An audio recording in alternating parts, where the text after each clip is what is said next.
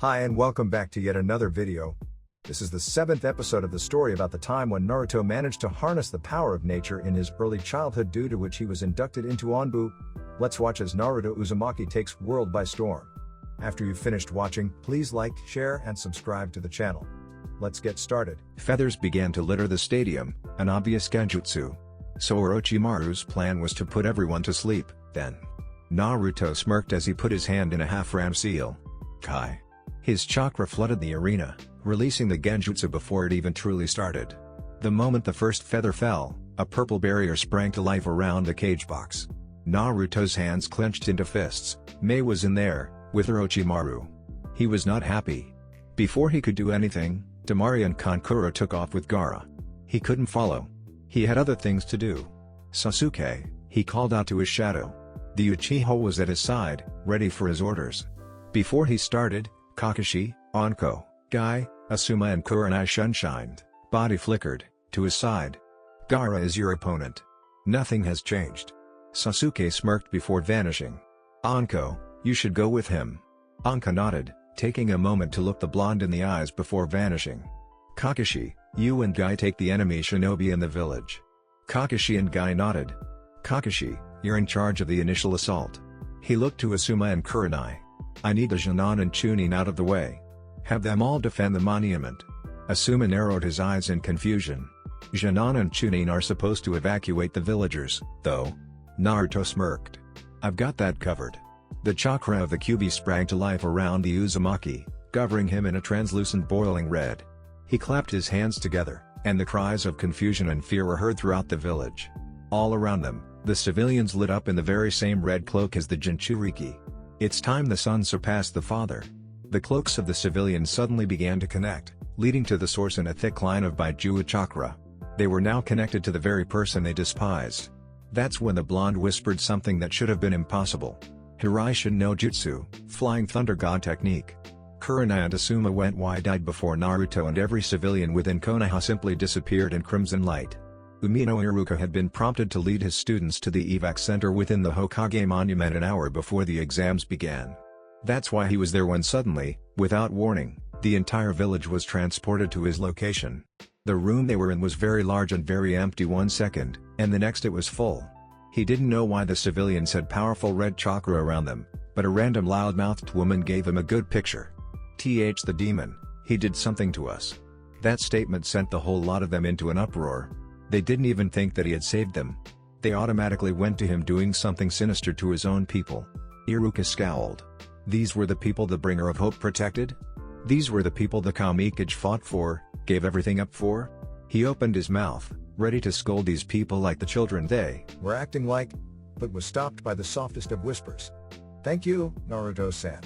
The voice was small, but it was heard. Getting the attention of the others, all eyes were suddenly on Ayame, the young girl who helped her father with his ramen stand. So you condone the demon, do you, girl? A random man said, his face twisting into rage. He's not a demon. He's our guardian angel. Ayame replied heatedly. She had known Naruto at a very young age, and she knew, without a doubt, that he was truly an amazing person. Not once has he hurt any of us. The man who had spoken up was suddenly quiet before the borderline crying young woman. You people know his moniker. He's the bringer of hope.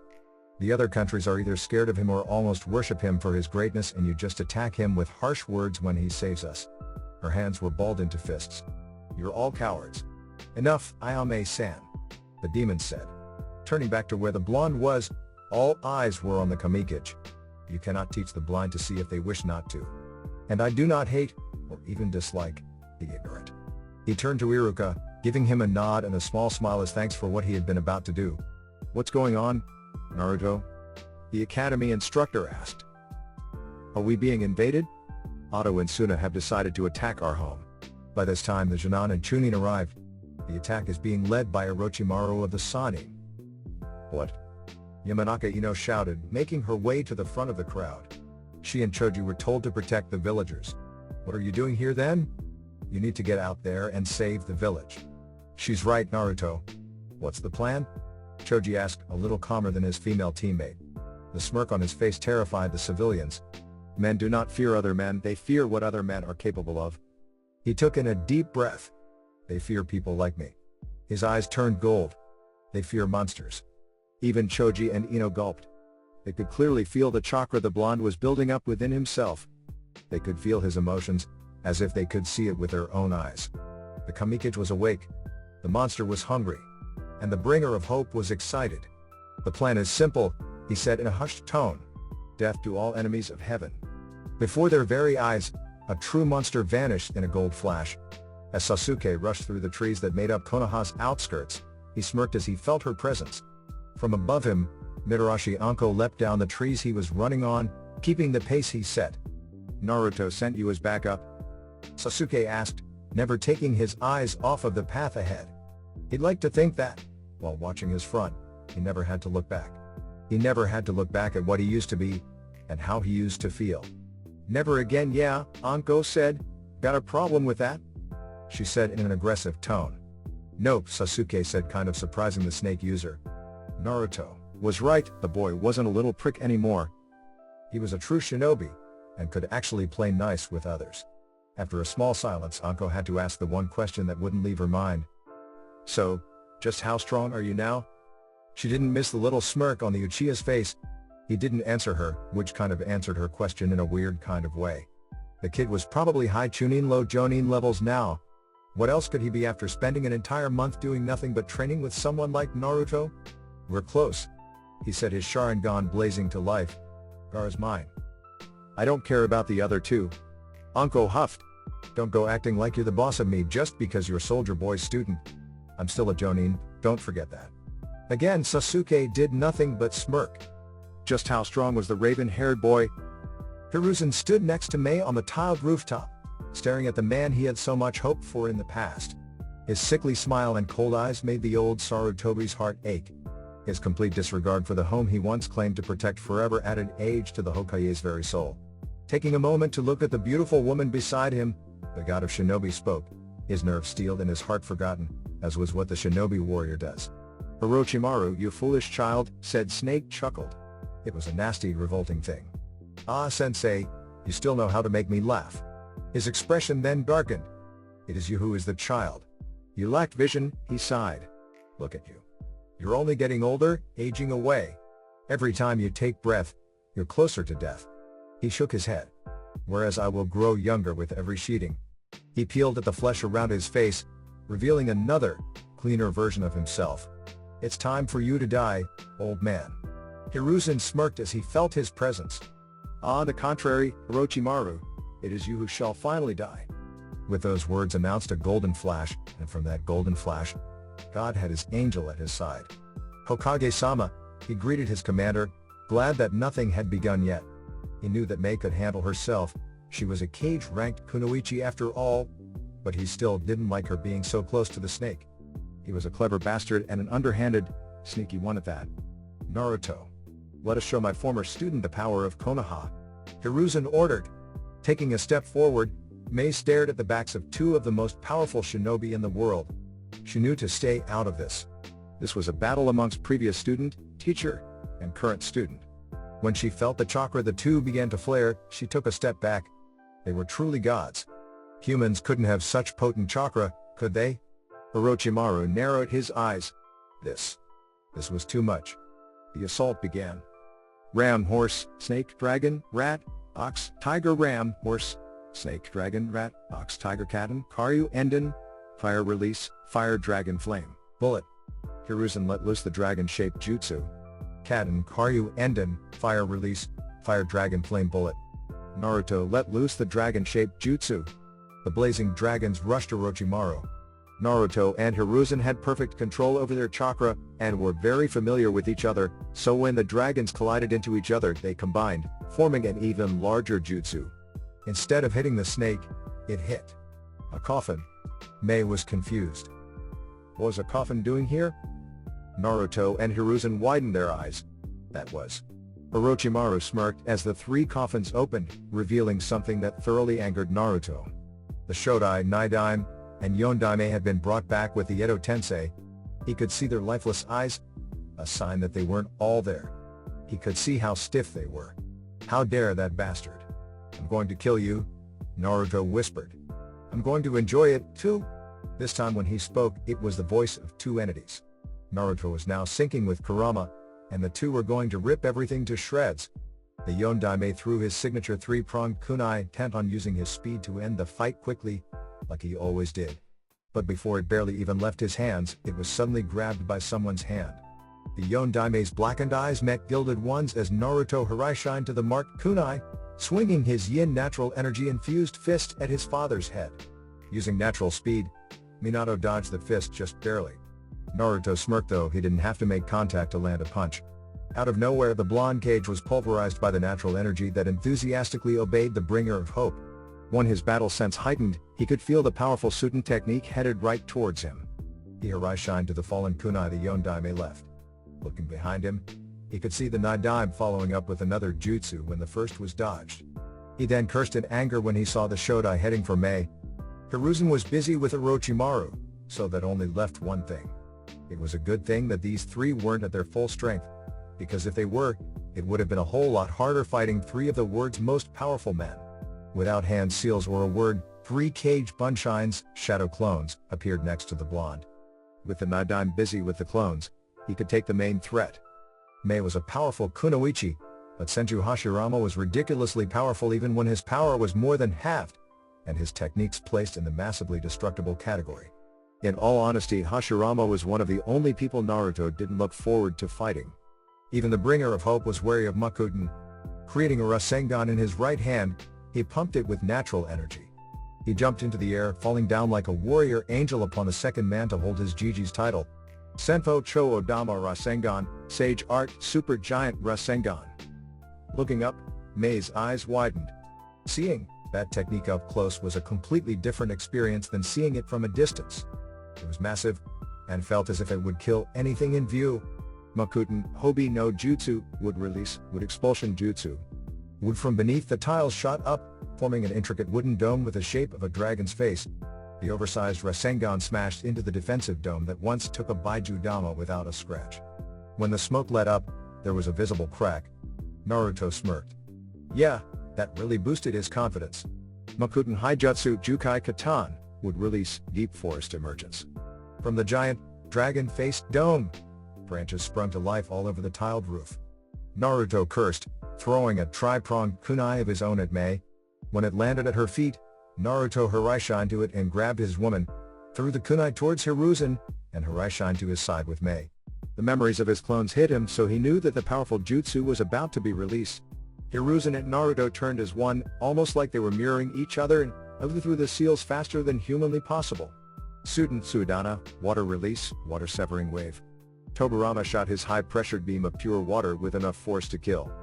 Doten Doryuki, earth release, earth-style wall. Hiruzen opened his mouth, mud flowing out. As the mud hardened, the three of them were pushed upwards, avoiding the powerful blast of water. After the water was avoided, Naruto continued, Hiruzen not far behind. Doten Doryu Taiga, earth release, earth flow river. The huge wall of earth they were standing on suddenly shifted, reverting back to mud. Hiruzen had finished the required hand seals.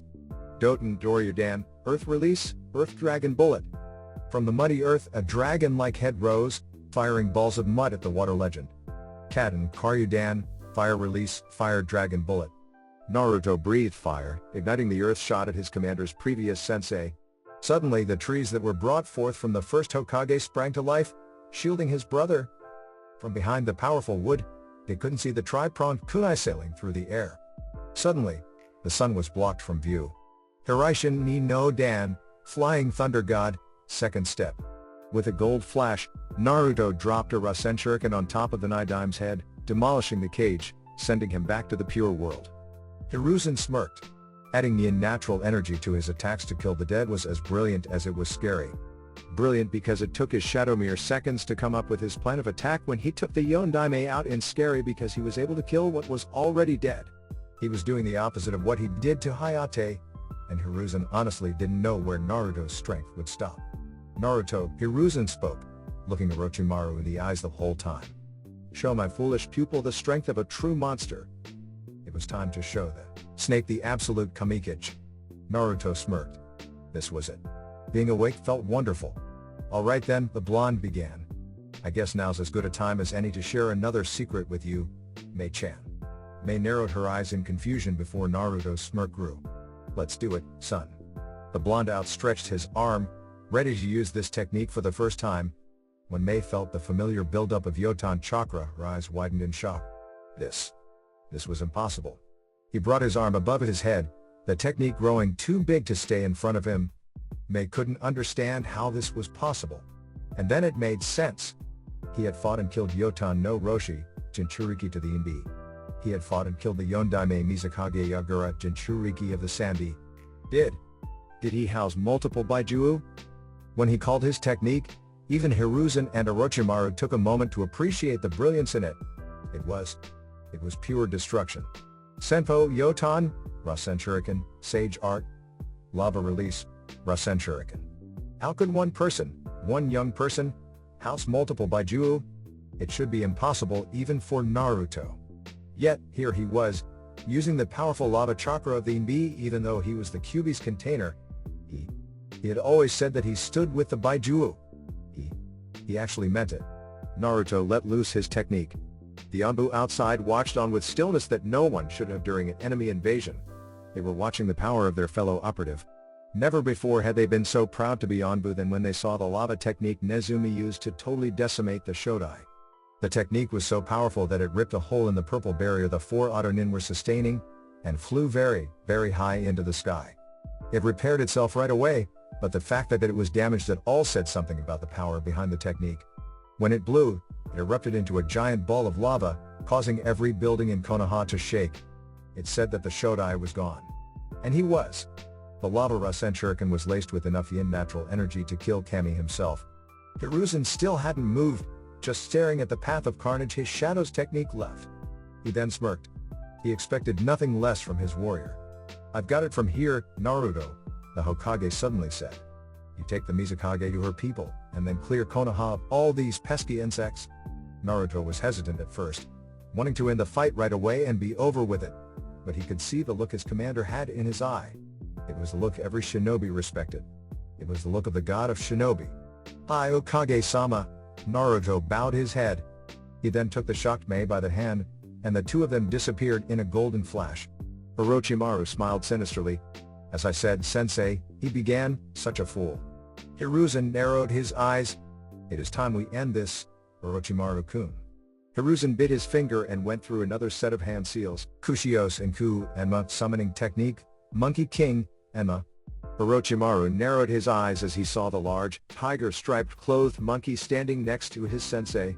So it finally begins, Enma said, already knowing what his old friend was about to do. Henge, Konganyai, transformation, adamantine staff. In a puff of smoke, Hiruzen held the weapon that made the Hokage such a scary opponent, even to Orochimaru. So you're finally serious, then? Orochimaru opened his mouth, a long blade sliding out from his throat. You died today, sensei, he said after he finally held the Kusanagi within his right hand. The Sandaime rushed the snake. Sasuke didn't even stop when he saw Shino battling it out with Kankuro. He knew that the bug user was good, and wouldn't have too much trouble fighting the puppet weirdo. He had bigger fish to fry, and that fish was a tanuki. He was prepared. He had trained. This was it. It was time to wake up. Coming to a stop on a branch, standing in front of him and Anko was his prey. Gaara, Sasuke smirked. Let's have some fun. Gaara snarled, his half-sand body seeming to fall apart on itself, only to repair not seconds later. I will prove my existence, Gaara shouted. Sasuke chuckled. He had no idea what it meant to be awake. He thought that killing was the way. He thought that bathing in the blood of thousands would prove the existence of one. He was wrong. And Sasuke was determined to show him this. Sasuke vanished. What was that? Mei stuttered out, still shocked at what she had seen. Naruto paused for a moment. They were in front of other Kiri Shinobi right now, and as much as he loved Mei, he didn't trust the secrets of Konoha to just anyone. I'll tell you when we don't have so much company, Mei-chan. He then smiled. Watch over your people. A snake being impaled by the katana of a toad was very easy to spot. I've got to go meet a pervert about snake killing lessons. Mei just nodded silently, still unaware of what just happened. That technique. It was more powerful than anything she could do with her own lava techniques. She felt the force, the heat, the power behind it, and it was something only a god could create. Was Naruto a? I love you, he whispered so that only she could hear, vanishing in another gold flash. That's when Mei snapped out of her stupor. Love. He loved her, and she loved him. It didn't matter what he was, or what he wasn't. Uzumaki Naruto was hers and Anko's, and that's all that mattered. I love you too, Naruto-kun, she whispered back, a small smile on her face. Taking in a deep breath, she hardened her features. She was the Godai Mizukage, and her people expected her to act like the powerful kunoichi they knew she could be. Gaara whipped his sand-covered arm, shuriken made completely of sand following the motion, flying at the Uchiha. He didn't care about the woman standing back, watching the whole match with interested eyes. Sasuke was his target, his way of proving his existence. Easily dodging the attack, Sasuke stopped on a tree branch. You know, my Shisho had the same problem as you? Another volley of sand-made shuriken was thrown at him, and again, he easily dodged them. You Jinchuriki are given a hard life. You know nothing about my life, Gaara roared, the sand covering his right arm extending, crushing everything in its path. Trees were snapped, leaves were split, and the wind picked up. My Shisho couldn't wake up from that nightmare, that feeling of suffocating. Anko's eyes narrowed. What was Sasuke doing? He was just talking about his teacher while dodging. What was the point of it all? Gaara screamed, the Uchiha's words obviously touching him. Die, he shouted, his extended sand arm swinging across the clearing, everyone present, Anko, Sasuke, and Temari, having to get out of the way or be crushed. That's when everything seemed to happen at once. A voice he was now very familiar with cried out in pain. The sand shot up high into the sky, forming into the Baiju within the Sunanin. Anko's eyes widened, both at the apparent Baiju towering over them, and at the sight to their right. Temari went as cold as ice, her heart practically stopping and her stomach in knots, as she stared at what she feared most. Sasuke froze. Dust filled the air. Everything seemed so silent to him. It was like time froze, not him. He turned his head to the right, taking in what he knew already was there. Haruno Sakura was within Anko's arms, the woman's wide, panicked eyes telling him all he needed to know. Why? Her emerald eyes were fixed on him, but didn't truly see him. Why was this? The blood slipping out of the side of her mouth fell to the ground, dripping in a never-ending loop. Why was this happening? The blood covering Anko was not her own. Why was this happening again? Gaara spoke, half of his form buried within the giant tanuki's head. You see? Nothing ever lasts forever, he chuckled darkly. She was important to you, right? She was all he had left. Gaara continued. By taking her away from you, I proved my existence. I will last forever through this. The one who took her away from the one called Uchiha. She was his last chance. Anko yelled. We have to get her to a medic. Sasuke did not hear her. Suddenly, the world did stop. Suddenly the brights got brighter, the darks darker. The entire world became clear, and Sasuke now knew what to do. His mind, it broke. Anko felt a sudden chill, fear touching her in a way she had never felt before. She felt darkness the likes of which even Orochimaru was incapable of. She felt anger the like of which even her own hate towards said snake could never reach. She gulped. This felt like the opposite of Naruto. Where he was powerful, bright, and warm, this feeling was powerful, dark, and cold. Sasuke brought Gaara, and his oversized tanuki form within his sight. Anko caught a glimpse of the boy's eyes. They were now very different from the regular Sharingan. Sasuke whispered, Mangekyo Sharingan. He then proceeded to laugh hysterically. These eyes, they meant nothing. These cursed eyes were exactly that, a curse. What good were these eyes if he had to lose the very person he wanted to protect to attain them? Gaara. Sasuke stopped laughing. Even Anko could feel the dark chakra building up behind the Uchiha's left eye. Words that weren't his own found their way onto his tongue. Sasuke whispered his technique, letting the winds carry his voice off in the distance. Amaterasu. Sitting atop Gamahiro alongside his godfather, Naruto was suddenly hit with the darkest chakra he had ever felt. When the sounds of a roaring Baiju hit the ears of the shinobi, everyone turned to the direction of the sound. The village was just about clear of enemies, and Naruto just sat down next to his sensei, training his senses over the village. Sasuke and Gaara were outside of the village, but he was able to feel Sasuke very clear right now. Such sinister darkness. So it finally happened, then. Jiraiya saw his godson smirk, and then disappear, obviously curious of what happened. He knew he'd be alright by himself, so he continued his game of slice and dice with Orochimaru's summons. After exchanging powerful blows, the two S-rank shinobi came to a standstill, observing the fatigue of their opponent. Hiruzen was classified as an SS-rank shinobi in his prime, but his age forced him into the S-rank category again. He was still a powerful opponent, but it was obvious that Orochimaru was faring better than his sensei. The snake Sannin smiled. It was time to add insult to injury. The tiled roof between them distorted, a fourth coffin rising. Hiruzen's eyes widened. Why did he believe there would only be 3 coffins? He gripped his powerful staff, readying himself for whoever was being resurrected to fight him. When the coffin opened with a sickening screech, Hiruzen almost dropped his weapon. "Be by Wako-chan," he whispered, his heart in a mixture of emotions. Black. That's all Sasuke was able to see, to feel. The black in his heart, the pain of losing his family climbing out of his soul that he tried so hard to bury, greeting the pain of losing his only hope. The black in his eyes, atop the bloody red, the same color coming from that hope he wanted to protect. The black of his soul, tainted with the curse of hatred. The black of the burning, screaming by Ju behind him, crumbling from the world's most lethal fire technique, named after the sun goddess herself. The black of his hair, shrouding his cursed eyes from the world. Black. Sasuke. That was Naruto's voice. "Es Shisho," he whispered back, knowing the bringer of hope could bring the colors back. He knew. His friend, his greatest friend, his only friend, could get rid of the black.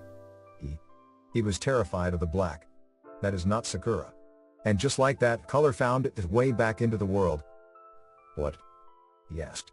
He raised his head to look at the body within Anko's arms. He caught a glimpse of the smirk on Naruto's face, before witnessing the pink-haired girl disappear in a puff of smoke. "All the Shin'an and Chunin are guarding the evacuation center?" He put a hand on the startled Uchiha's shoulder. "Sakura is at the monument," he smiled. "She's safe." Again, intense anger welled up within the raven-haired boy. He lashed out at the blonde with a sloppy, predictable strike. He shouted, "Why would you do that to me?" He trusted Naruto. He put his trust into someone again, after swearing to never do that very thing. Continuous sloppy strikes were thrown at the Kamikage, and each one was dodged with little effort. "To give you the power to protect the very person you thought was lost," Naruto finally shouted, delivering a punch to the Uchiha's gut. The air in Sasuke's lungs left him, saliva forced out with the impact. The raven-haired boy looked the blonde in the eyes, seeing the steel in them. "I told you, Sasuke, that I was going to help you acquire the power." The eyes, to protect what was precious to you. Naruto's eyes flickered to Anko. "You're never stronger than when you're fighting for those you love." He helped his student to his feet, and Sasuke, he brought his attention to the now falling sands that once made up a Baiju. "You just proved that you have someone precious to fight for, not only to me, but to yourself." He smiled. "I helped you gain the eyes that you should only have gained with the loss of that precious person." He knew Sasuke understood. He had two, and she's still alive, Sasuke. Sakura is still breathing, and now, with those eyes, you can make sure she stays that way, forever. Sasuke allowed the tears that he tried to hold back to finally fall, not caring that someone other than Naruto was near. Sakura was alive, so there was still hope. He had the Manikyo Sharingan now, so he could make sure that hope stayed safe.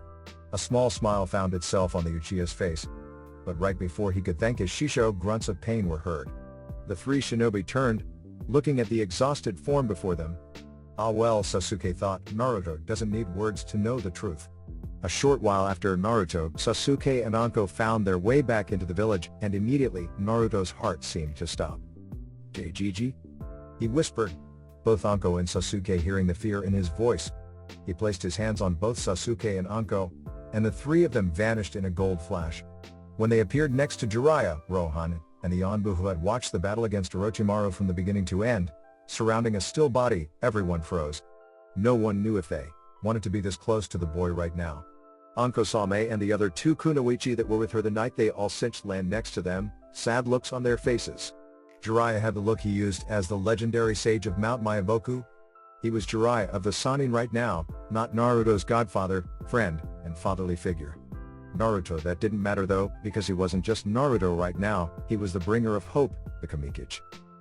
What happened? He cut Jiraiya off, not wanting to be spoken to like a child, even though he was only 12. He deserved the respect of every shinobi, even someone like Jiraiya. Jiraiya looked to the Anbu who had witnessed it all. The obvious captain spoke. "When you left, Hokage-sama engaged Orochimaru in a fierce battle of Kenjutsu. Shortly after, though, He clenched his fist, a rare sign of emotion, even if that emotion was anger. Orochimaru had a fourth coffin prepared. Naruto's face was emotionless. Orochimaru summoned Sandaime-sama's wife, Wako-san. Naruto's control slipped for a fraction of a second, revealing the enormous chakra he was building up within his coils, causing most of the shinobi, even the Anbu, to whimper. Jiraiya was the only one who showed nothing at this, but only because he had felt stronger bursts than this in the past. The Anbu continued, if hesitantly. Hokage-sama was struggling emotionally to fight his own wife, but was eventually able to subdue her. He shook his head. That's when Hokage-sama was stabbed through the back with Orochimaru's blade. Naruto's breathing kept a slow rhythm. He knew he couldn't finish the fight. So to make sure Orochimaru couldn't continue the invasion, Hokage-sama used the Shiki Fujin. For some reason Orochimaru was not sealed, but his arms seemed to petrify. Jiraiya stepped in. He probably couldn't take the entire soul with him, so cut off the use of his chakra. He sighed. Hiruzen-sensei's gone, Naruto? The blonde was silent. His face did not betray anything about how he was feeling. His posture said nothing, almost like he was no longer in his own body. No one spoke, not wanting to interrupt whatever the bringer of hope was thinking. That is, until Sasuke put a hand on his Shisho's shoulder. Naruto turned to face the Uchiha, his eyes meeting a smirking Sasuke. He gave his friend a look, and nodded his head in an understanding manner. You once told me two things that made me respect you more than anything. Sasuke began. You said that, for the Hokage, for the god of heaven, you'd fight the Shinigami itself. He smirked again, chuckling. I didn't believe you. Not until you told me the most important thing about you. Naruto smirked, surprising the other shinobi around him. Sasuke and Naruto uttered the words at the same time. I never go back on my word, that's my nindo, my ninja way. I never go back on my word, that's my nindo, my ninja way. Sasuke gave the biggest smile he'd given since he was a child, mirrored by Naruto. Jiraiya called out, hoping he was wrong about what his godson had it in mind. He couldn't finish the sentence though. The Kamikage had already sped through the hand seals. Snake, boar, ram, rabbit, dog, rat, bird, horse. Snake. Naruto clapped his hands, pumping both yin and yang natural energy into the jutsu. Usually, only the person the technique is being used on and the user can see the death god, but with the powerful natural energy flowing through it, everyone could very clearly see the terrifying form of the Shinigami. Shiki Fujin, Naruto whispered. The blood of everyone present froze, even Jiraiya's. This was an actual god, staring at his godson with expectant eye. Those cold, dark eyes that every man, no matter how powerful, fears. The air became cold, the entire village silent. Naruto. He was about to make history. Sasuke smirked. The gods finally meet. One mortal, the other spiritual. Anko and Mei looked at the Uchiha with crazy eyes. How could he be so calm in a situation like this? The god of death was literally among them. And then it hit them. Sasuke was able to smirk because Naruto was smirking. Sasuke knew that, while Naruto was around, nothing could hurt them. You can't have him. The Uzumaki said calmly. The Shinigami just looked back at its newest summoner. I said. Naruto flared his monstrous chakra, the sheer size of it shaking the entire village. You can't have my Gigi. Naruto rushed the Shinigami, slamming his open palm into the god's gut. Give him back. As he pulled back, a thin, blue silhouette followed, attached to a gold, transparent beam of energy. The bringer of hope was doing the impossible, and his feat made the Shinigami's eyes widen. The god immediately wrapped his own hand around the blue form, pulling back. You can't have him. The voice of both Naruto and Kurama screamed, pulling back with greater force. Suddenly, Naruto's chakra spiked. The shinobi present went to their knees, unable to stand the powerful presence around them. Again, it spiked, even more so than the first. It became hard to breathe, and Naruto wasn't done yet. His chakra tripled with the next spike, this time the distinct feel of Baijuu chakra joining it. He wasn't done yet. The people in the Hokage monument, shinobi and civilians alike, dropped to their knees, the brightest, warmest, and largest presence bringing them down, like it was demanding the mere mortals to obey. And they did, they obeyed, kneeling. It was frightening, reassuring, and beautiful all at the same time. The weaker civilians weren't sure how they hadn't lost consciousness yet. It was like the presence, chakra, wouldn't let them pass out. It was commanding them to witness its awesome power, commanding them to recognize it. The chakra had a will of its own, and that will wanted to be heard. They listened, truly listened. They obeyed. The short, aged man fell from his hovering position above the ground, meeting the grassy earth. His entire body screamed at him, begging to turn around, to go home. He didn't know what the hell this was. It was like something not human was screaming, screaming to be heard, screaming to protect, to save. Was this chakra? Was mere chakra bringing him to his knees? He looked over his shoulder, his eyes widening when he saw it.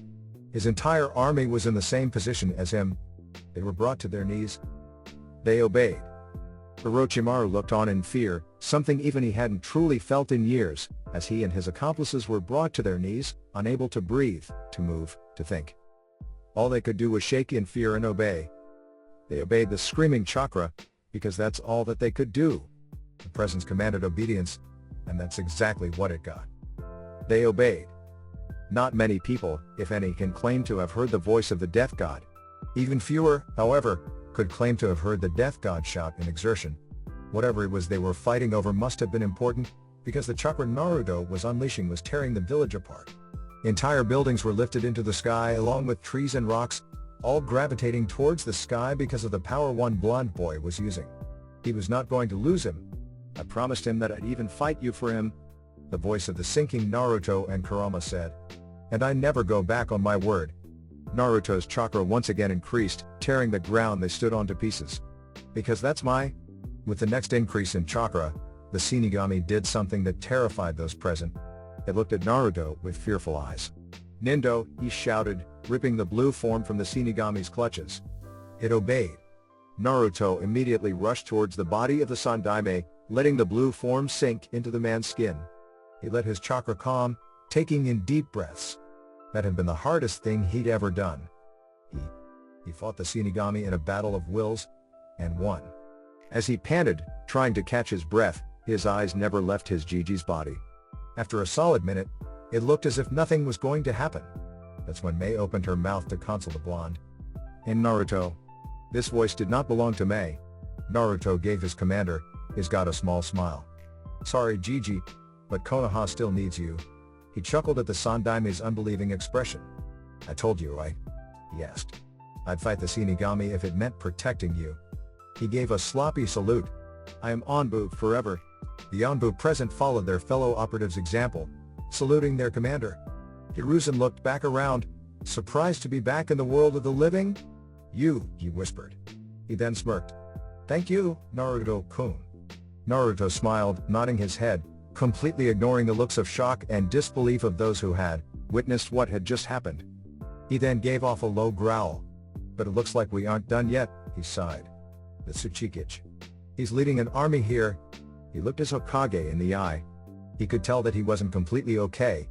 He had made sure to keep the healing factor down, so that he wouldn't almost kill himself. The wounds Hiruzen had weren't serious, but they were definitely no laughing matter. Your orders, Hokage-sama? Hiruzen snarled. Hadn't they had enough? Spare the Tsuchikage, he said. And the others? Naruto asked. Ushi appeared next to the Hokage, picking him up with gentleness no one his size should be capable of. The old Sarutobi looked at the faces of the Hokage, those before and the one after, and then closed his eyes, his mind made up. Death to all enemies of heaven. Naruto smirked before turning around, and slowly making his way to the village gates, the others following. There was something hypnotic about him. It was like he was still calling out to them, like he wasn't done with what he had to say. His will was not finished, not yet. The people inside the Hokage monument followed, obeying the overpowering will. The shinobi scattered across the village followed, obeying the overpowering will. Everyone followed, the overpowering will screaming to be heard, to be obeyed, to be seen, felt. There was no disobedience at this very moment. Every man, woman and child walked with only one purpose. They were all connected, following what was absolute, what demanded respect. At this very moment, every mind was united under the power of the Kamikaze's will. It was tired of being ignored, of being slandered. They would know after this, though. They would never speak to its master with a sharp tongue again. Never again. Without even realizing it, Naruto brought peace to the people of Konoha. Suddenly, Naruto stopped, just outside the village gates, causing the entire village that was following him to halt. He closed his eyes, breathing in the ash-laced air.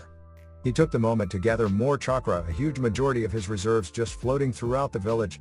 The people following him closed their eyes, able to feel the warmth that was circling their home.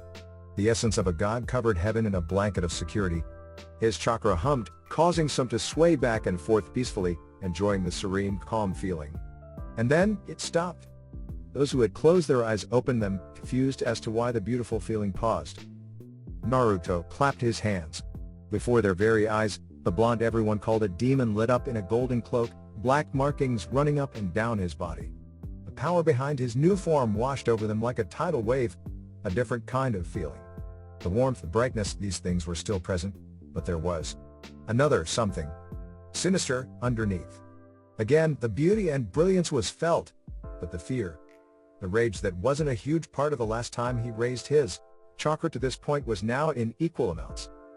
A rage that spoke of loneliness, of caged spite, screamed in equal volumes of the peace and warmth. There was a terrifying beauty to it, one that made no one want to disobey it. It was screaming for them to stay behind it, to stay safe, to watch. They were to spectate, nothing else. They were to witness the power of their guardian, their angel sword and shield. Once again they obeyed. A short moment later, Aniki the son Daimei Tsuchikage met the terrifying gaze of Uzumaki Naruto, son of the most famous mass murderer in existence. Naruto smirked. "You find this funny, child?" Aniki asked, not caring about the gilded cloak the boy was wearing, nor the feeling his gut was making for even looking the boy in the eyes. "I have an army with me, and we are going to burn this foul place to ashes." That's all the old man was allowed to say, before his whole world was turned upside down. Naruto snarled, raising his right leg slightly into the air, his knee bending. He then roared, the voices of his family syncing with his own. He brought his foot to the ground hard. "Son Goku," he shouted. Aniki's eyes widened. From his foot, lava rushed out, shooting towards Aniki and his supposed all-powerful army. Before it got too close, it split, starting to encircle the Iwa Nin. There were shouts of panic and fear as the army of 1,000 strong was trapped in a cage of rushing lava, constantly encircling them. As it rushed around them, almost roaring at those who tried to escape, it raised higher and higher into the sky, constantly moving, like it was alive. Naruto then raised his right arm into the air. "Isabu," he shouted. The clouds vanished, the water being used for the second part of the technique. Out of the sky, the moisture in the air came together, matching its lava counterpart. After a moment, the Iwa Shinobi were trapped in a cage of lava and water, of earth and sky. Something then almost oozed off of the boy responsible for this, his words not boding well for the old cage. "Tengoku Kurido, Heaven's Creed," he said, "a being made of nothing but gold standing next to its creator, its wings spread wide." The being rushed into the lava, coming out unscathed on the other side of the cage. It grabbed Aniki by the throat and disappeared in a gold flash. Before he even knew what was going on, he was being held down next to the boy he came to kill. His left hand then went into the sky, joining his right, his face a mask of the utmost determination. He then let loose his currently most powerful technique, the very words scaring the Iwa army. "Senpo Tenmei ni no Dan, Sage Art, Heaven's Decree, second step." Both the lava and water stopped rotating, stopping faster than what should be possible. If one had a bird's eye view, they'd know that the lava and water was not a cage. They were sights. A beam of gold, blue and red shout of the heavens. The screams of the shinobi from Iwa were never heard. The entire world seemed to light up in gold. The entire world seemed to go silent. The entire world seemed to have no mercy for the enemies of heaven. The entire world seemed to obey the bringer of hope. 20 seconds. The whole thing only lasted 20 seconds. For 20 seconds the entire world felt Uzumaki Naruto. And for 20 seconds the world feared or loved nothing more than Uzumaki Naruto. For 20 seconds the entire world obeyed the bringer of hope. When the light lit up and the world was freed from the absolute power of the Kamikage, there was nothing left of the army from Iwa. They were gone. Naruto smirked. How was that for a comeback? The monster was back. As the gold light shined upon the earth, destroying everything within its majestic presence, what was seen differed from person to person. Mido Gai, considered one of Konoha's greatest jonin, watched the youthful destroyer of armies with the most serious expression anyone had ever seen him wear, ever. Mido Gai had watched with the utmost respect and gratitude as a warrior, an angel of God, maybe even a god himself, did what many couldn't. Not only was the thought of destroying armies with a single attack absurd, but the fact that anyone could take that burden upon themselves, with a smile nonetheless, was something only a few could accomplish. The fact that 1,000 lives were taken by your own hands broke most. That respect he was feeling was because he remembered. He remembered the one thing Uzumaki Naruto said that he hadn't believed with all his heart.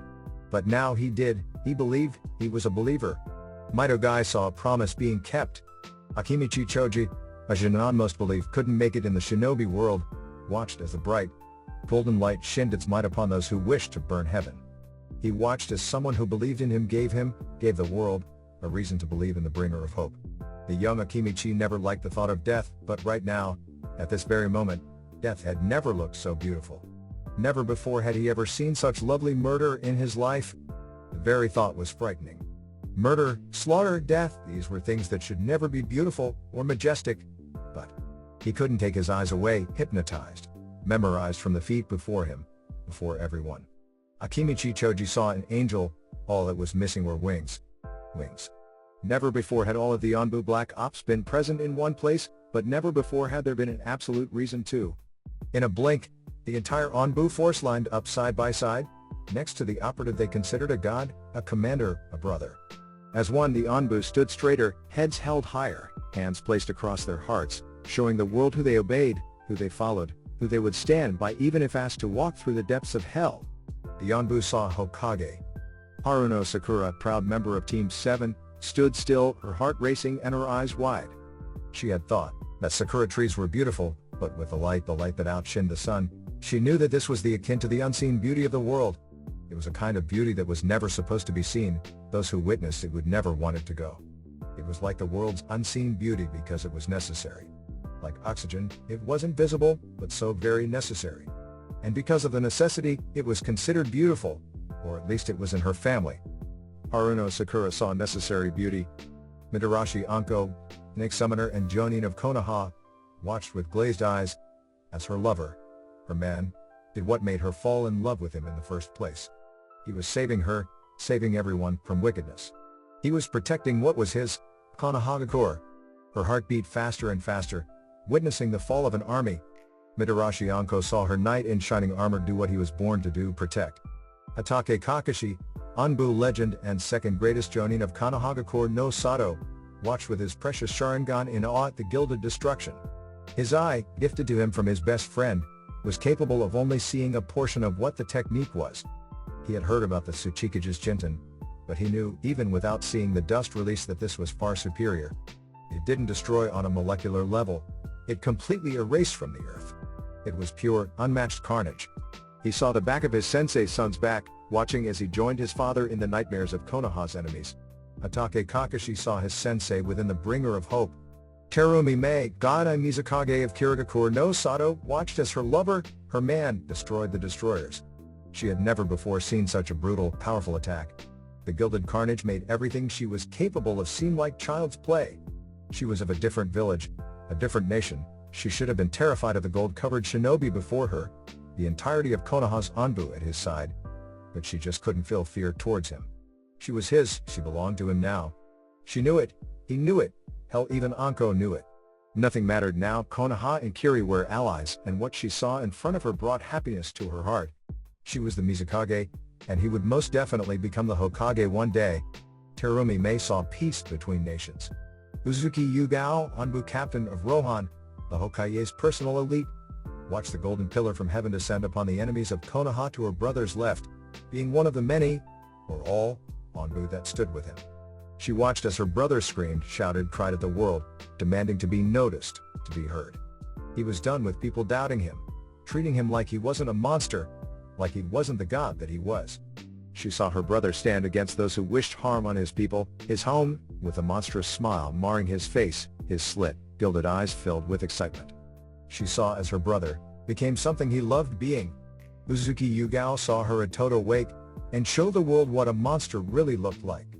Nara Shikamaru, Shinin of the genius Nara clan and son of the greatest tactician since the Nidaime Hokage, watched as the world's greatest monster fell, the army that wished to burn Konoha to ashes. His life had been a lazy one, his prodigious mind not caring to be seen like something more than he was. He was a quiet slacker, looking for brilliance in the world around him. And at this moment, he was witnessing what he had looked for his entire life. The majestic, golden light that shined down from the heavens like an angry god, washing the lands of the darkness that plagued it, was, in a word, brilliance. Nara Shikamaru saw the wrath of Konoha, the brilliant and genius wrath. Gekko Hayate, skilled Takubutsu Jonin and fiancé of the Bringer of Hope's sister, watched the world's greatest shinobi do what he did best. There was no doubt in his mind that the Bringer of Hope would protect Konoha from every threat, foreign or domestic. He saw as his brother-in-law did what he had to for the safety of their people, his fiancé standing alongside him. It was an amazing sight, watching a god crush demons with the entirety of the Anbu standing by him. It was awe-inspiring. Gekko Hayate saw the unifying force that was the Bringer of Hope. Anaki-san Daimade Tsuchikage of Iwagakure no Sato was forced to watch as his army, his people, were slaughtered in an instant, in a blink of an eye. He watched as the sky opened and the gods roared. He watched as the son of a butcher became the butcher. He couldn't break free from whatever it was holding him down. He didn't want to call it what he knew it was, because that would mean it was true. It would mean that the very angels were under the boy's, if he was truly a boy, command. Anaki saw the heavens open angrily, and then, he saw them speak. Jiraiya, the Toad Sage of Mount Myaboku and legendary Sannin, watched with an expressionless face. On the inside, he was just as still. He was seeing Minato's son do just as he did. The baby that he held in his arms was carving his name into the soil and printing his name in history as a legend, as a god that would destroy the world if asked by his commander. He was witnessing his godson take off the mask he wore, showing the world the monster, the absolute power heaven commanded. He smiled. Jiraiya saw a monster that he was proud to call family. Uchiha Sasuke, student of the Bringer of Hope, watched his shisho with a wicked smirk on his face. This was what, at least to them, living was for. He knew that his sensei was awake, and that he was enjoying every second of it. His people were behind him, his Anbu comrades beside him. It was truly a sight that would be remembered. He felt the power, the heat behind the blast. He watched with excited eyes as his sensei showed the world why Konoha was considered the greatest of the five. He watched as his sensei showed the world what was to come. Uchiha Sasuke saw the introduction of monsters to the world. God help them all. Hokage-sama has named you the acting Hokage, Uzumaki Naruto. Mitakato Homura announced. As of this moment, you are the Hokage of Konoha no Sato, he continued. Lead our village well. Naruto was standing among the village council, a mixture of shinobi and civilians. It had been a few hours since Naruto sent the Iwa army into oblivion, and a lot had transpired since. His first act was to free the Tsuchikage. Hiruzen wanted him to live. He was to watch, to witness both the absolute power of Konoha, and its mercy. Konoha, even though they didn't have to, wanted peace, not dominance.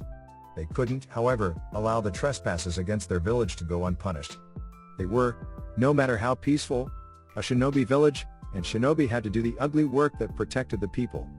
Now, with so many of the Tsuchikage's men killed, and his life spared, Iwa, and all of Tsuchi-no-Kuni, would know that if they chose to defy the treaty between them, they would be demolished. Hokage-sama, Udatain Koharu, an elderly woman, began. I must ask, what exactly was that technique you used on the foolish Iwa shinobi?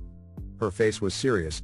She knew more about the Kamikage than most, along with her fellow elder, as they were Hiruzen's oldest friends and teammates. She had no problem accepting Uzumaki Naruto as the Hokage. He was the best answer. He was the son of the Yondaime, said to be the greatest of the Hokage. He was Nezumi, the greatest Anbu operative Konoha had ever had. He housed multiple Baiju, and apparently had full control over them all. He had been given the position by the Sandaime, a man who would slit his throat with a smile on his face if it meant saving the village. He was the student of Jiraiya of the Sannin and Hatake Kakashi, a powerful shinobi renowned for his skill.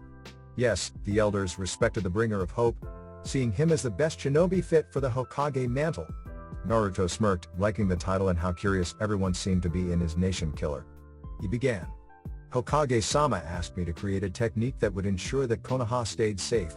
If a shinobi army reached our walls, I was to activate the technique and eradicate the forces. He paused. And if they were to ever breach our walls, and take the village from us, I was to crush Konoha. The eyes of the counselors widened. You developed a jutsu to destroy your own home? Koharu asked. Her wrinkled skin wrinkled further, her brow furrowing. Naruto sighed, but nodded his head nonetheless. Hi, he continued. Heaven is only heaven if God is in possession of his throne, is it not? He asked, rhetorically. Heaven shall only belong to God, and that is the simple fact. Koharu looked to Homura, the two gulping slightly before the conversation was continued. What exactly was it, Hokage-sama? Hyuga Hayashi asked, showing his approval of the decision of Hokage. Naruto smiled, nodding at the man in thanks for his subtle approval. Senpo Tenmei ni no Dan, Sage Art, Heaven's Decree, second step. Naruto began his explanation, is a technique only I can use. He decided to get everything out on the table. When I first joined the Anbu, I encountered Yotan no Roshi and Han of Iwa. Koharu and Homeran nodded, Hiruzen having told them as much. I was able to kill Roshi, but before he died, he made sure Han was able to escape. The council was silent, a little scared of the blonde now that they knew he killed an experienced Jinchuriki when he was so young. When a Jinchuriki dies, the Baiju's chakra slowly dissipates, taking many years to pull itself back together. His hands clenched. It is a painful experience the likes of which humans could never withstand. After killing Roshi, I could feel Yinbi's pain, and I decided to stop it. Enter Danzo. You absorbed the Baiju into your seal. He thought out loud. Naruto eyed the leader of the foundation with confusion. Danzo had been silent, even about Naruto taking up the Hokage mantle, and his empathy was picking up something unexpected. Danzo approved. The old war hawk saw no one, not even himself, as a better shinobi for the position. Uzumaki Naruto, the Kamikage, was a shinobi, the likes of which even Danzo knew was his better. Naruto was, even within the foundation, the ideal shinobi, the perfect ninja. Any doubt that Danzo had about the young blonde was crushed, erased, thrown away when the mighty 1,000-strong Iwa army was annihilated. Yes, Danzo would call Uzumaki Naruto Hokage, no matter what their past was like. He was a Konoha Corps no Sato veteran, and he knew, without a doubt, that the bringer of hope was born to be the Hokage. He was actually, and this was the creepy part, happy. In his mind, a shinobi who was more than worthy finally took up the hat. Danzo would follow, to the bitter end. This changed things. Yes, he replied. After successfully absorbing the Yinbi, Hokage-sama and Jiraiya-sensei asked if I could do the same with the other Baiju. Danzo nodded, already knowing where this was going. So you went to Mizuno Kuni, promising to free them from the Yondaime Mizukage's idiocy. Danzo, contrary to popular belief, did not support Yagura's regime. It was moronic. The boy was killing off the bloodlines of his country. Danzo may be a downright devil, but he was no idiot. Konoha and Danzo saw the benefits of bloodlines. They were more valuable than gold in his twisted mind, and what Yagura was doing, out of fear, was pure stupidity. Your main objective was to kill Yagura, and take the Sanbi from Kirigakure. He actually smiled. And it worked? He asked. Naruto nodded. Hi, he started. The Sanbi is within the seal as well. He was the acting Hokage right now, he couldn't let his personal dislike for the root leader influence him. He was not Uzumaki Naruto right now. He was the Hokage of Konoha. And all three Baiju willingly obey you? He asked. Danzo was very excited. Uzumaki Naruto was even greater than the Yondaime. Naruto ignored how the question was worded. The Baiju have agreed to fight alongside me. He began to explain. It was time for the world to know where he stood. I am a vessel for the Baiju. All are welcome, and all are my family. Danzo was silent. Every Baiju. Under the command of Konoha. Yes, Danzo was sure that Naruto was the greatest Kage-born. Hopefully Hiruzen would never wake up. Getting back to the actual question, Naruto started.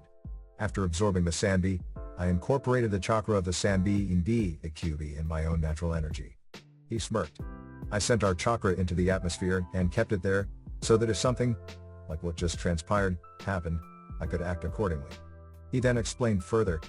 The Baiju chakra acts as sights, directing my sage dust to a specific point. After the target is within the sights, I unleash the built-up energy. The council was silent, processing the information. Then a courageous shinobi by the name of Yamanaka Inoiki spoke up, asking the question everyone wanted to know. Hokage-sama, he too approved of the Uzumaki as the Hokage. The rumors that you fought the Shinigami. He paused before continuing. Are they true? He couldn't look into the blue eyes of the acting Hokage. Naruto sighed. He was so naive. Yes, I fought the Death God for Sandaime-sama's soul. He began. But, I didn't truly defeat it. But Hiruzen still lives. Koharu added, not understanding the Hokage's answer. Yes, I was able to extract Sandaime-sama's soul, but it wasn't because I was stronger than it. He explained further. The Shinigami is a being of time, a being that has roamed the universe since the beginning of life. He shook his head. There's no way, at my current strength, that I could truly defeat such a powerful entity. So then how is Hiruzen still alive? Danzo asked. Hiruzen was definitely not in working condition, but he was most definitely alive. I surprised it. Naruto answered honestly. The Shinigami has never known resistance. No matter how hard one tries, death is inevitable. For someone to defy that, to stand against him without fear, it shocked him, he chuckled. Hell, it scared him. The Shinigami had feared the bringer of hope. Naruto continued. But if we were to fight again, if I were to face him again, he would win the battle, no doubt. He had come to this conclusion after letting the Tsuchikage go. The Shinigami had more power than he did, more experience when it came to the spiritual side of things. But it was only a matter of time. Inoki sighed in relief. It was a little scary that Naruto could actually frighten the Shinigami, but if he had truly defeated it, that would have terrified the shinobi. Every shinobi! But I freed more than just Hiruzen Jiji. The sinister smile on Naruto's face would make the devil himself take a step back. You promised. Kurama's voice called out in his head after they felt it. While sinking, they felt each other on a level that defied the mortal world. They were no longer a powerful human and a powerful Baijuu. They were one entity, something not human or Baijuu. They were transcended. I know, Kurama. Naruto replied to his partner, his brother. And I never go back on my word. The entity that was Naruto and Kurama smirked, reaching into the great gut of the Shinigami, secretly pulling out a legend. Suddenly, there was silence, the kind that stung the ears. Suddenly, there was no Shinigami, no world-shaking battle of wills, nothing. And then, from the silence, a whisper of a voice spoke. In Naruto. They smiled.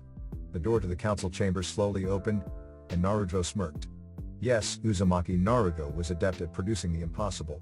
The moment he walked into the room, Hatake Kakashi and Jiraiya of the Sannin on each side of him, the council lost their breath. Their eyes went wide, and their hearts stopped. The shock in the room was almost palpable, and even the stoic Shimura Danzo was not capable of hiding his surprise. This was impossible, even for someone like the Kamikage. Council of Konoha, I, Uzumaki Naruto, hereby step down from the Hokage position, and move to reinstate this man, this legend, as Hokage once more. He smiled, looking at the sun-kissed hair and azure orbs of the man before them. The fastest man alive, my father Namikaze Minato. Standing in the middle of two of the world's current most famous shinobi was the shinobi, the most famous man to have lived. He was the greatest shinobi from Konohagakure no Sato, and his name still struck fear into the men and women who even had the pleasure of glimpsing at his skill, his ability. He was faster, stronger, smarter, better than all other shinobi before, and after for the matter, him. He would have gone unopposed if it weren't for his son, a shinobi that had joined his father as a truly fearful monster. He was Namikaze Minato, the yellow flash of Konoha. He was back. How? Homura asked. The Yondaime Hokage smiled. Well, he began, it's kind of a strange story. He replied with his right hand scratching the back of his head with a sheepish expression. Hey, To-san. Naruto smiled a monstrous, terrifying smile that made the great Yondaime gulp a little. What's going on? He asked, pushing past his small shiver of fear, before pushing it off, knowing that this person was his son no matter what. Why are you here? He was fearful still of this, though. Were you sealed within the Shinigami? His voice was even a little shaky. No matter how powerful a man was, no matter how battle-hardened, a father was terrified when it came to their children's safety, a good man, anyways. Naruto, or was he Kurama, he still couldn't tell, smiled again, revealing their sharpened teeth. It was truly a sinister smile for a monster. Nah, they began. I'm here to save Hiruzen Jiji. Minato had felt the Sandaime's presence a few minutes ago, but even that was being drowned out by the overwhelming feeling of raw, godlike chakra that was all around him, like it was engulfing him in its light. How a presence could be so warm and bright also feel so cold and dark was beyond him. Again, a terrifying smile marred his son's face. And I promised a friend that I would return something that belonged to him. Naruto's gilded arm, Minato just realized that his son looked like he was on fire with orange and yellow, reached out and touched his chest. Kurama the Kyuubi no Kitsune, a force of nature, or more appropriately, a destroyer of nature, closed his eyes. He had waited for so long, 13 years to be exact, for this moment. He considered himself Naruto's friend, his partner. But now, as Naruto fulfilled his promise to him, he swore his loyalty, his everything to the human. He took another few moments to let it all sink in, and when he was sure everything was finished, His eyes shot open, the bloody crimson slits greeting the world, a world he would burn to ashes if Naruto asked. Kurama then did something he hadn't done, not like this at least, in years. He slammed his powerful arms on the ground, his powerful legs following, and raised his proud head. He opened his giant maw and sucked in as hard and long as he could, and then he roared. Kurama roared at the world, the Shinigami Iwa, any enemy of Naruto's. He roared at the heavens, demanding they obey Naruto, demanding that the world listened. Naruto's chakra peaked. The mortals had to have at least turned their heads toward him. They demanded it. Kurama was whole again. To-san, Naruto's voice called out, snapping the hypnotizing feeling he was put under. I'm not a very selfish person. He could tell that his son's voice sounded desperate. But, may I be a little? Just this once? Minato, a man who loved the idea of fatherhood, swallowed hard, holding back the tears. His son, his child, was asking him if he could have something. He wished Kushina was here. Hi, Naruto, he said, you can. Naruto's gilded, slit eyes met his father's blue ones and kept them for a few seconds before Minato felt pain, the likes of which he'd never felt before. But he was a soul, he didn't have a physical body to feel pain. His eyes opened, when had he closed them? Dash, and he saw black. He could feel the shock, the almost religious emotions coming from the council. Konoha was, and this was not arrogance but fact, invincible with 2 yellow flashes. One was enough to end entire wars in the blink of an eye, but 2. I then told Jiraiya-sensei and Kakashi need to help To-san. I knew that the Hokage's body is always preserved, and if I concentrated on the healing factor, I could make his body operational again when I sent his soul. Naruto explained.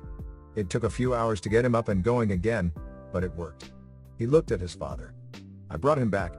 Naruto knew that if he used the healing factor twice, he'd undoubtedly die, so he could only use it on his father, knowing that his body was in worse condition than his Gigi's. But now, they had to figure out how they could heal the Sandaime, who was still in critical condition, only holding on by the strength of his will. Minato smiled at his son. This was still confusing to him, but he was just so happy to be with his child that he couldn't really care. Jiraiya cleared his throat before speaking. Minato knows nothing of the shinobi world now, and even though I don't doubt his skill, we need someone who can fulfill the needs of the village as of now. He started, getting the look from his godson. Sorry kid, but you know it's true. He turned back to the council. And Naruto is needed in the field, especially with the Akatsuki getting so active. He shook his head. None of us, even Kakashi, are able to commit to the title. We need someone who can dedicate everything to the job. Koharu frowned. She, and just about everyone on the council, in the village, the country even, would love to have any of these 4 legends as the Hokage, but Jiraiya was right. If there was an organization out there that even someone like Jiraiya was wary of, then it wasn't something they could ignore. The 4 men before them needed the freedom to move around, to hunt, and the Hokage title would make that impossible. So, the aged woman asked the question on everyone's mind. And who are you suggesting? Jiraiya smirked. In his mind it was so simple, so obvious that there was only one person out there that was perfect for the Hokage position at this time. There was many wounded, the Sandaime being one of them, and they desperately needed a healer. Naruto, while able to at least control when his subconscious incorporated healing energies when he brought the dead back to life, was not yet able to tap into the actual method his will used. He was no medical nin, by no means. It was definitely something he'd be training in the future, but they needed someone now. Since the Shodai, since Senju Hashirama, there has only been one medical nin whose name still makes enemies of Konoha flinch. There was only one ninja that could take the title of Hokage and lead the village in the way it needed at this point in time. She was perfect, so that's why her name left Jiraiya's tongue. Tsunade, the god of Ame, stood on one of the metal heads that adorned the skyscraper he used as his personal base, his fabled eyes containing worry. Yesterday when he knew it was chakra, but admitting it made it terrifying. When the chakra, the overwhelming, omnipotent presence was pushed onto him, onto everyone, with all the delicacy of a sledgehammer, he had actually felt fear. Fear was something he was not used to, not anymore at least, and the fact that mere chakra alone made his heart pound faster than what was healthy in terror was disconcerting. There was no doubt the presence, the terrifying feeling that clouded the entirety of the elemental continent was Uzumaki Naruto, Konohagakure's bringer of hope. Never before had he thought that the plan could be stopped, that he could be opposed by someone with greater power than he would appear. But Uzumaki Naruto was absolutely his biggest threat. There was no doubt that a battle between them would raze an entire country to the ground. And he was not as arrogant as he seemed. A self-proclaimed god knew that the Jinchuriki of the Kyuubi was his equal, maybe even his greater, and his odds of survival were smaller than the boys. He needed something more, extra edge. It gave him a nasty feeling in his stomach, but he knew it was the truth. He needed that man's assistance. He needed Orochimaru. He was silent, his breath the only noise in the small room he was shown to. He waited for the person that truly understood him, the person who truly knew what he felt. He was taught that he was a demon, but that's not what he wanted to be. He wanted to be something more terrifying. He wanted to be a monster, and Uzumaki Naruto had promised him this. Gaara waited patiently for the shinobi he now called Shisho in the room of said shinobi's lover. Flashback: a small smile found itself on the Uchiha's face, but right before he could thank his Shisho, grunts of pain were heard. The three shinobi turned, looking at the exhausted form before them. His sand armor was gone, now only helpless grains scattered across the forest. His eyes already had deep, black bags around them, but with the way he looked at the sky, wishing he could just fly away, made him look thoroughly exhausted. Naruto slowly walked to the down Jinchuriki, their eyes meeting. Gaara's eyes widened. He knew what he was looking in the eye at this moment. He was looking at his death. Why did the blonde smile at him? Gaara, Naruto began. As a fellow Jinchuriki, I can say with the utmost certainty that I know how you feel, he chuckled. And even if I wasn't a Jinchuriki, I have the gift of empathy, so I could still feel it. Gaara swallowed. I can feel the pain of being hated. Gaara was silent, so Naruto continued. You feel like you don't even exist, like if you don't try everything in your power to just be, you'd disappear. He shook his head. I too felt that way, like if I went to sleep, someone else would take my place. He gave a small sigh. It's a nightmare, one that you just can't wake up from. Anko looked to the ground in shame. She may never have done anything to him as a child, but she was still a part of the village that had. Sasuke stayed silent, letting his Shisho say what he'd already heard. You feel that if you kill, if you bathe in your prey's blood, that it somehow proves your existence. Gaara looked away, already knowing what the blonde would say. He'd heard this before. People who didn't understand him, didn't understand his pain, would talk down to him, telling him his way was wrong. Naruto smirked. And you're right. It does. Not only did Gaara's eyes widen, but so did Anko's. What? Gaara rasped out. The only thing I see wrong with your method is that you have no one pointing you in the right direction. Naruto looked in the general direction of his village. I've killed more people than I can remember, but what I do remember is that I liked it. He admitted. And for that I'm a monster. He smiled. But my senseis are good men. They keep me on the right path. They don't let me hurt the innocent, and let me have my fun with the actual sinister people out there. He smiled, looking back at Gaara. I'm awake now, Gaara. I escaped that nightmare, and it feels so good. It feels better than anything you've ever experienced before. To truly open your eyes, to truly see the world through the eyes of a monster. He hardened his features. Gaara, I can do one of two things for you. Gaara stayed silent, still shocked that someone understood, that someone didn't look at him like a demon. I can end it all here. I can end your life, and the nightmare. He then smiled. Or I can teach you how to really be a monster. Sasuke smirked. Gaara was silent for a few moments, thinking it all over. He could just give up. He could let everything go. He could be done with this world, this ugly, hateful world that wished he would just give up and die. Or, he could carry on, and be something more. He could accept, and learn how to see the world, the beautiful, hope-filled world, through new eyes. He could accept, and truly embrace the monster he knew he was. What about my siblings? Will you let them live? He asked, somewhat surprising Naruto. He didn't think Gaara cared for them. Whatever you chose, Gaara, I give you my word, as a fellow sacrifice, that I will spare your siblings, so long as they go quietly. Naruto had no intention of hurting someone he was tied to by the bond of pain anymore. Again, he was silent, really thinking his options over. And then, the black, jagged glass that touched the sky that littered the forest like a death trap from the Uchiha's attack on his Baiju's form was truly a breathtaking sight. Gaara smirked. He was ready to be a monster. And flashback: Orochimaru was in pain, horrible, excruciating pain. His old Asinine sensei was at the top of his shit list. He hoped that the Sandaime burned in that nasty gut for eternity. How dare he take his use of jutsu away? That was a fate almost worse than death. He barely had the strength to get out of that godforsaken country, and now, with the pain he was going through, he was thoroughly pissed. And what the hell was that feeling? He had never fallen to his knees and obeyed like that before. He was forced to obey the chakra that was brought down on the world, and he had never been so scared in his life before. The very thought of obeying, of being afraid, made him mad enough to bite his own tongue off. "Kabuto!" he screamed, calling for his loyal assistant. "Silence! Kabuto!" he shouted again, and again he was met with silence. Orochimaru. A voice he wished he would never hear again called his name from within his very room. "We need to talk." The snake's yellow, vertically slit eyes met the shark-like eyes of Mizuno Kuni's greatest swordsman. If he was here, then that meant that. "Leader Sama sent us."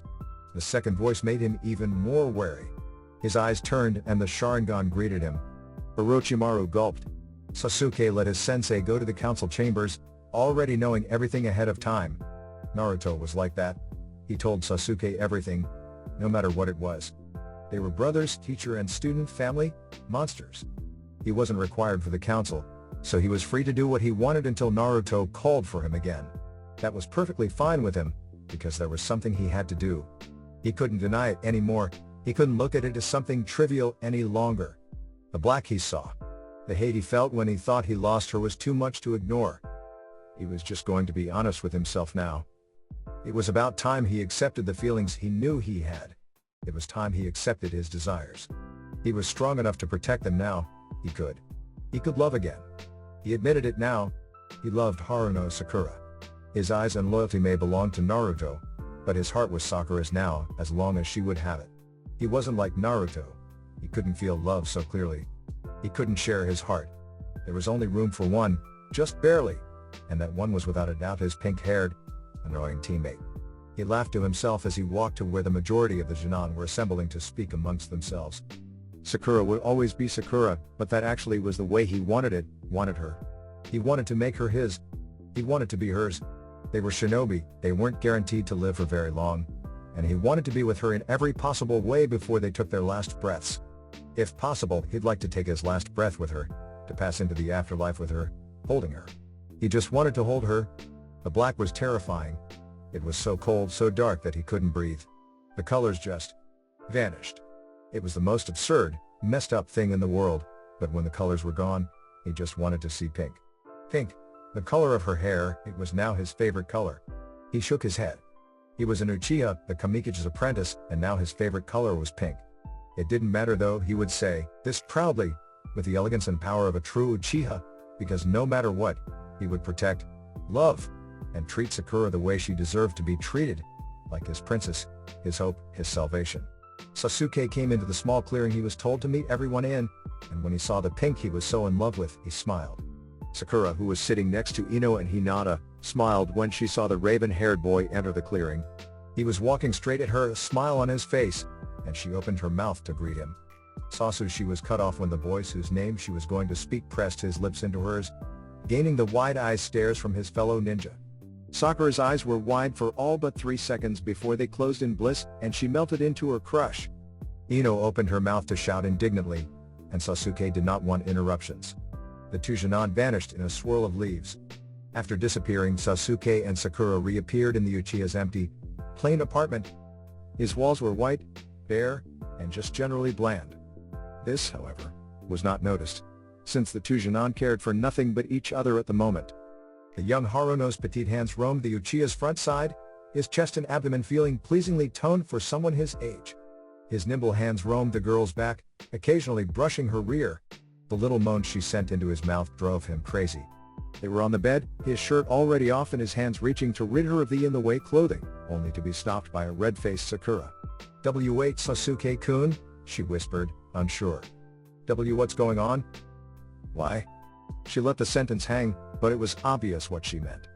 The raven-haired boy was silent for a moment before he smiled, something the pink-haired girl was not used to from him, a genuinely happy smile. "When I lost my family," Sakura flinched, "I made sure to rid myself of love. I never wanted to feel that again. I never wanted to love someone so that I'd never have to feel the pain of losing them again." He didn't care how weak he sounded right now. He needed her to know. "But I was shown a different way. Again, Sasuke smiled at the girl underneath him. Naruto helped me gain the power to protect the ones I love. But why me? She asked weakly. She had been ignored and made fun of by him until recently. Their little dinner date was dreamy, but they hadn't even kissed. At the end of it, she felt as if it was something he was forced to do. It was somewhat humiliating. By the time I gained this power, this drive to love, I had already pushed everyone away. All that was left was desperate fangirls. Sakura's blush intensified, knowing that she had been one of his biggest fangirls before Naruto talked some sense into her. That meant that either you or Ino were my only choice. Sakura looked a little hurt. Had he chose her randomly? I chose neither, because love is something I believe is important. Sakura narrowed her eyes in confusion. Sasuke continued. But then I was shown that, unlike Ino who likes me for my looks and whatever else she likes me for, you, Sakura. He leaned down, his breath tickling her ear. You actually love me, he whispered into said ear, and, by unknown means, I have fallen in love with you, too.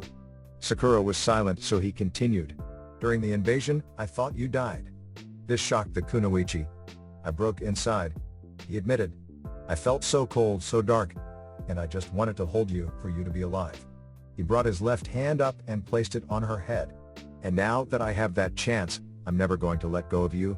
He finished. Sakura didn't say anything. She just lifted her arms and allowed Sasuke to pull her blouse up and over her head. Sakura had small, almost non-existent breasts that she was very self-conscious about. Sasuke's onyx eyes roamed her milky skin, not the bit disappointed at what he saw. A woman's body, no matter what shape or size, was beautiful, and Sakura was no exception. A wet tongue rubbed one of the cherry blossom's pink nipples, eliciting a pleasured moan. Sasuke and Sakura lost themselves in each other's flesh. Now, Naruto had never thought that this particular situation would ever pop up in his life, and he was sure that he'd rather it be that way. However, it was happening, and there was nothing the 7 shinobi, including him, could do about it. It was indeed an awkwardness that he had never thought possible, since key factors for said awkwardness were missing for 13 years. He only had himself to blame, though. His own knack for the impossible was what created this situation. It wasn't like he didn't want what was currently happening to happen, he just didn't quite know what to do with it. Yugao's death glare wasn't helping any, neither was Uro Sennin's perverted, smug grin that was mirrored by Kakashi ni in the form of his signature eye smile. Hayate-san wasn't any help either, his fear of his fiancée's retribution causing him to hold his tongue. Kurama, his first and greatest friend, was roaring in hysterical laughter at his predicament, and that was perhaps the least annoying thing. His father had been introduced, and after the good 2 hours of shock and explanations, they had finally been able to get to the reason behind why the 7 of them were gathered, or reasons, that is. The Kamikage had completed flawlessly, over 100 S-rank missions, and he had done so without fear. He was responsible for the deaths of hundreds of thousands, a battle-hardened warrior by the time he was old enough to officially join the Shinobi Academy. All of his feats, his accomplishments were nothing compared to this, nothing. It was a little nerve-wreaking, and it made him think if this was what everyone felt like when in a possible life or death situation. His father, to his credit, just sat on the sofa in Yugao's apartment, giving the gathered men and women a polite smile. On the inside, however, he was trying his best to hide the shock and extreme blush that threatened to make its way onto his face. Naruto finally stood from his sitting position next to his father, deciding to just get it over with and see what came of it. There was truly no other way.